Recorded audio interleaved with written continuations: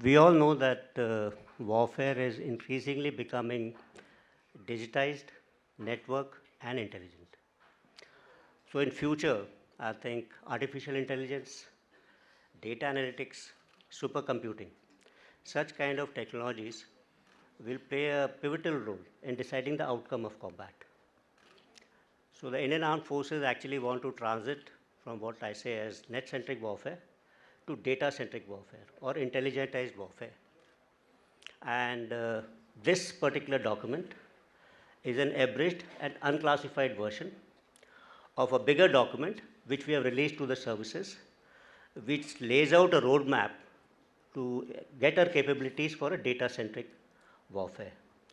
So that essentially involves a number of things, like you have to have, when we talk about net-centric or data-centric warfare, you are looking at first is network security, redundancy, latency of kind of data flow.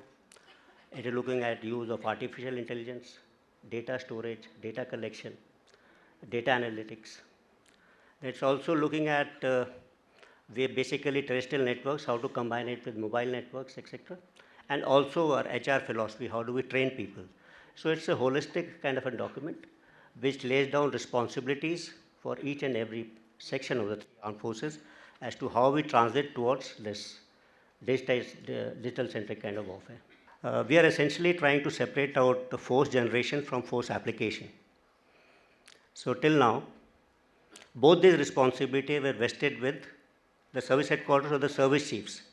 So he was responsible for recruitment, he was responsible for training, he was responsible for acquisition of equipment, maintenance, etc. So force generation as well as force application was one responsibility.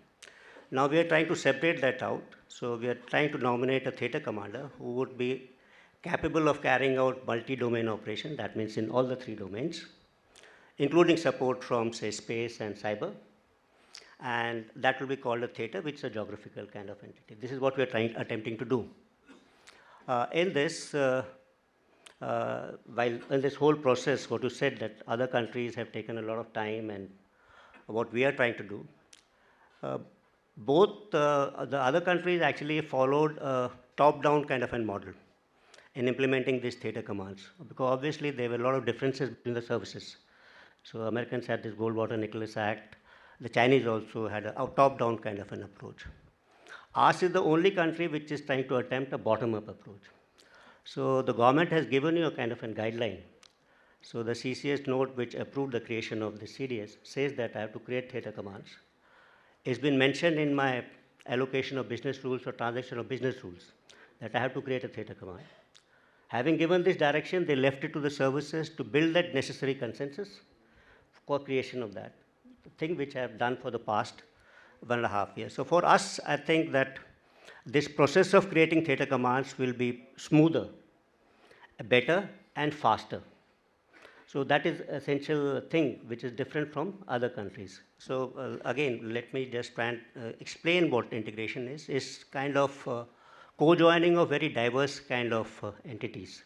And largely it's a physical process with tangible kind of results. So whenever you integrate things, diverse entities, so it leads to optimization and saving of, say, either manpower, time, resources, infrastructure, or even processes or finances and resources. Whenever we are trying to integrate, it necessarily need not lead to creation of theater commands, but it's an essential prerequisite for creation of theater commands that we integrate. And two important things are you just mentioned. Logistics is one, and second is operational activity. So as far as integration of logistics is concerned, logistic means what? It's like demands, procurement, provisioning, placement, and their movement during operations. So unless we are able to digitize our inventories, we won't be able to demand and procure properly. So that has been done individually service-wise. Now we are trying to see that the three services integrity are able to speak, they are able to speak to each other. Sure. So that's a major challenge. Once we are able to do that, we'll be able to streamline provision and procurement. That will lead to a huge amount of saving. That's on the way. And then, of course, is placements. In the film which you would have shown before this, we spoke about joint logistic nodes. So 3 of them are already functional. and we have about 4 more on the cards, and then few more.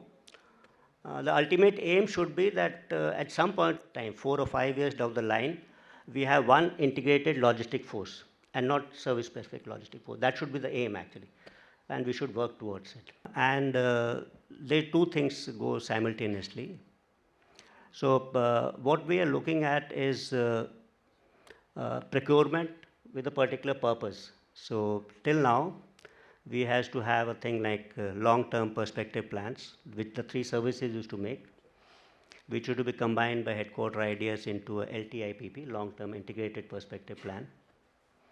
So that was by and large a thread-based kind of a system. We again are transiting to an ICDP kind of a model, integrated capability development plan, which is more to do with capabilities. We try and understand what kind of capabilities we require. Then we derive number of military objectives which we have or missions which we have. And for those missions, what kind of capabilities we must acquire. If it translates to platforms, then we can say that this platform will be held by the Air Force or the Navy or the Army. That's the system we are trying to formulate. It's a new thing. Hopefully by end of this year, 2025, we should be able to field a new ICDP. The second part is procurements.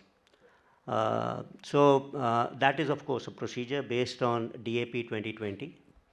And that, of course, should be under revision, for which we are trying to provide for the services some good inputs, which should be in tune with what I just said about the kind of warfare which is changing. We can't have procurements running 8 or 10 years behind. So this, say I could give an example like, till today, procurements are all about acquisition of platforms, existing platforms. There is no investment in technology. So, and all what I said was about technologies actually, which will translate into, some will translate into systems or weapon systems in future or platforms.